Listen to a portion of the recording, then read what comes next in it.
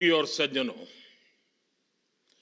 India energy week में देश और दुनिया भर से यहां यशोभूमि में जुटे सभी साथियों को नमस्कार। आप सभी सिर्फ एनर्जी वीक का हिस्सा भर नहीं है, आप भारत की एनर्जी एम्बिशंस का महत्वपूर्ण हिस्सा है। मैं आप सभी का अभिनंदन करता हूं। विदेश से जो मेहमान आए हैं, मैं उनका भारत में स्वागत करता हूं। साथियों, दुनिया का हर एक्सपर्ट आज कह रहा है कि 21st सेंचुरी भारत की सेंचुरी है। भारत अपनी ही नहीं, दुनिया की ग्रोथ को भी ड्राइव कर रहा है और इसमें हमारे एनर्जी सेक्टर की बहुत बड़ी भूमिका है। भारत की एनर्जी एम्बिशंस 5 पिलर्स पर खड़ी है। हमारे पास रिसोर्सेज हैं जिनको हम हार्नेस कर रहे हैं। दूसरा, हम अपने ब्रिलियंट माइंड्स को इनोवेट करने के लिए प्रोत्साहित कर रहे हैं।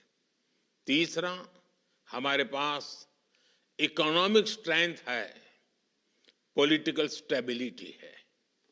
चौथा, भारत के पास स्ट्रेटेजिक ज्योग्राफी है जो एनर्जी ट्रेड को ज्यादा आकर्षक और आसान बनाती है। और पांचवा, भारत ग्लोबल सस्टेनेबिलिटी के लिए कमिटेड है। इससे भारत के एनर्जी सेक्टर में नई संभावनाएं तैयार हो रही हैं। साथियों, विकसित भारत के लिए अगले 2 दशक बहुत अहम है और इसमें आने वाले 5 साल में हम अनेक बड़े पड़ाव पार करने वाले हैं। हमारे बहुत सारे एनर्जी गोल्स 2030 की डेडलाइन के हिसाब से अलाइन किए गए हैं। साल 2030 तक हम 500 gigawatt renewable energy capacity add करना चाहते हैं। साल 2030 तक भारतीय रेलवे ने नेट जीरो कार्बन एमिशन का टारगेट रखा है। साल 2030 तक हम हर साल 5 million metric tonne green hydrogen कर सके, ये हमारा लक्ष्य है। हमारे ये टारगेट्स काफी एम्बिशियस लग सकते हैं, लेकिन बीते 10 साल में जो भारत ने हासिल किया है, उससे ये विश्वास पैदा हुआ है कि ये टारगेट भी हम जरूर हासिल कर लेंगे।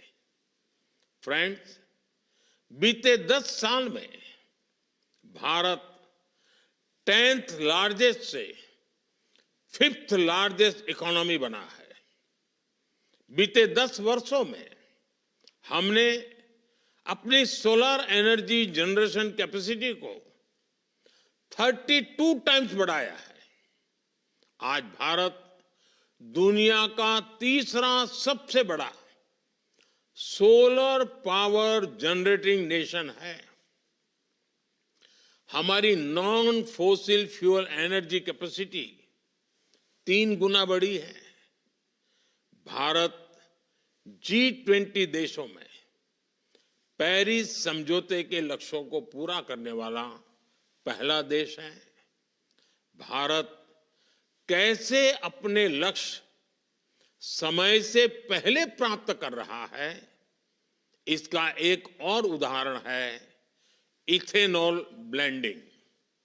आज भारत 19% इथेनॉल ब्लेंडिंग कर रहा है। इससे फॉरेन एक्सचेंज की सेविंग हुई है और सब्सटेंशियल फार्मर रेवेन्यू जनरेट हुआ है। साथ ही CO2 एमिशंस में सिग्निफिकेंट कट भी आया है। हम अक्टूबर 2025 से पहले ही 20% इथेनॉल मैंडेट अचीव करने की राह पर है।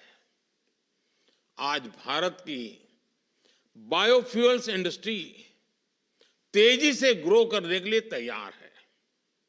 हमारे पास 500 मिलियन मैट्रिक टन्स का सस्टेनेबल फीडस्टॉक है। इंडिया की G20 प्रेसिडेंसी के दौरान ग्लोबल बायोफ्यूल्स अलायंस बना और लगातार एक्सपांड हो रहा है। इससे 28 नेशंस और 12 इंटरनेशनल ऑर्गेनाइजेशंस जुड़ चुके हैं।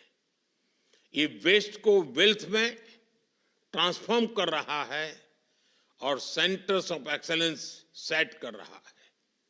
साथियों, भारत अपने हाइड्रोकार्बन रिसोर्सेज के पोटेंशियल को पूरी तरह से एक्सप्लोर करने के लिए निरंतर रिफॉर्म्स कर रहा है। बड़ी डिस्कवरीज और गैस इंफ्रास्ट्रक्चर के व्यापक विस्तार के कारण हमारा गैस सेक्टर एक्सपांड कर रहा है। इससे हमारे एनर्जी मिक्स में नेचुरल गैस का शेयर बढ़ा है।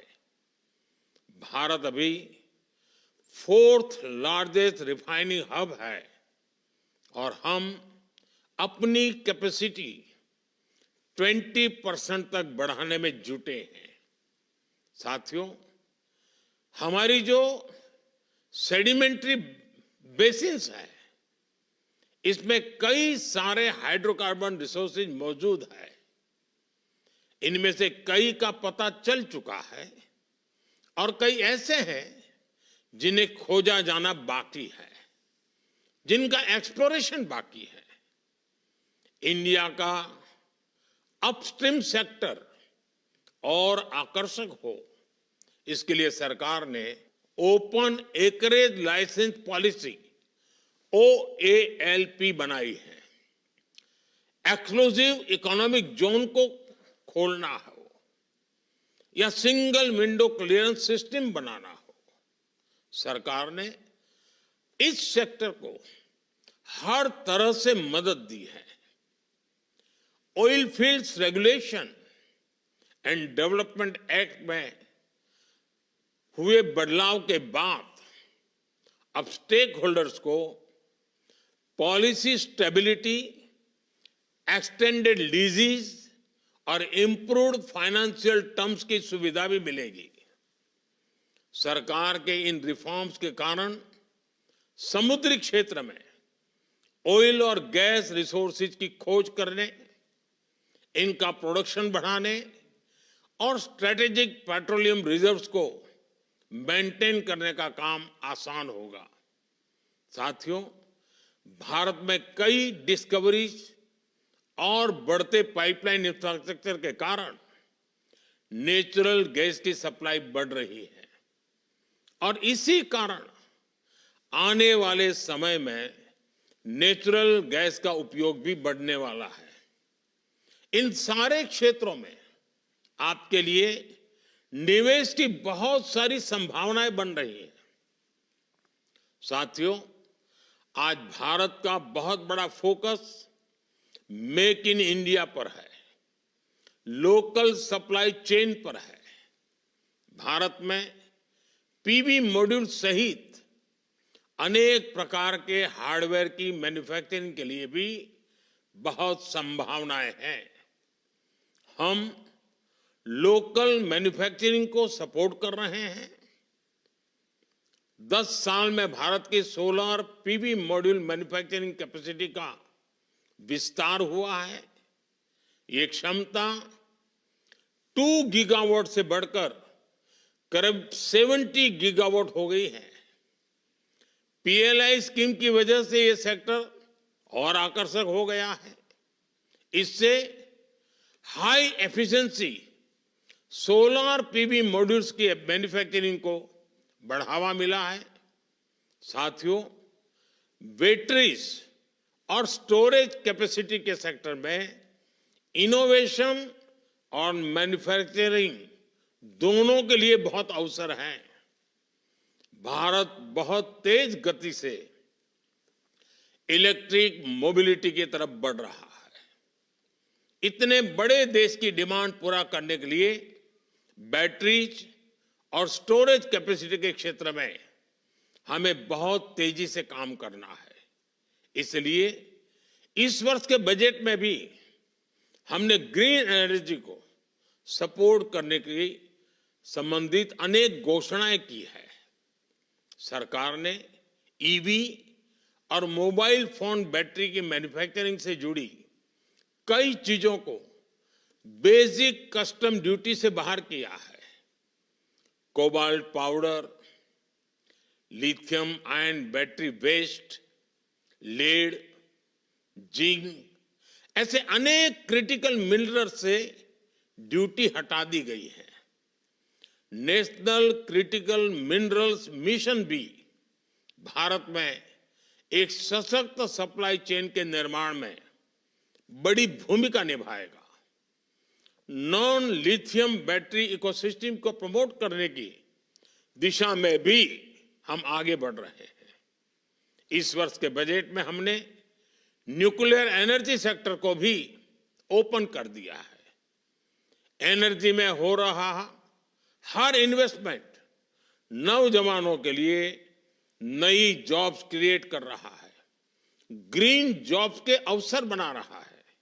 साथियों, भारत के एनर्जी सेक्टर को मजबूती देने के लिए हम इसे जनता की पावर से लैस कर रहे हैं।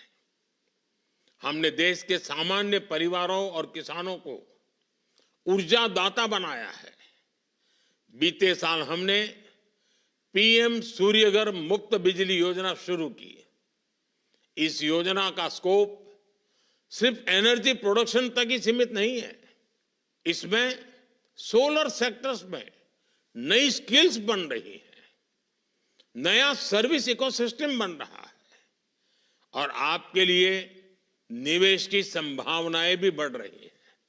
साथियों, भारत ऐसे एनर्जी सॉल्यूशंस देने के लिए कमिटेड है जो हमारी ग्रोथ को एनर्जाइज करें और हमारे नेचर को भी एनरिच करें। मुझे विश्वास है इस एनर्जी वीक से भी इस दिशा में कुछ ठोस रास्ते निकलेंगे। मुझे उम्मीद है कि आप सभी भारत में बन रही हर संभावना को एक्सप्लोर करेंगे। आप सभी को बहुत बहुत शुभकामनाएं। धन्यवाद। तो इंडिया एनर्जी वीक की आज से शुरुआत हो रही है, जिसको प्रधानमंत्री नरेंद्र मोदी ने वर्चुअली संबोधित किया। अपने संबोधन में उन्होंने खासतौर पर कहा कि विकसित भारत के क्षेत्र में अगर हम देखें तो अगले 2 दशक काफी